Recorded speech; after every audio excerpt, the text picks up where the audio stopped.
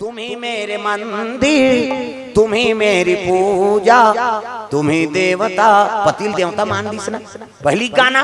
तेरे मन की गंगा और मेरे मन की जमुना का, बोल राधा बोल संगम होगा कि नहीं, ये पहली गाना है।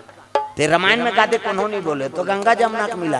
अब आपके गाना ला ते बोले सकाश न सुने सकाश तागा उसने चला थे आज का भागा के ले जाओ। ये गाना है तमाशा वही देख के तो भागा थे। का है तमाशा हो एक ठनाऊ गाना चला थे अभी हमारे छत्तीसगढ़ी में।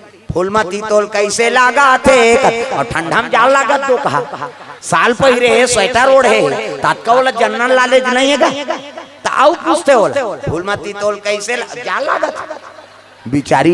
एक ठनाऊ गाना चला थे अभी घड़ी के कांटा टिक टिक टिक। हाउ तोर दादा जन्म नहीं सुने कैसे बात थे तेरे।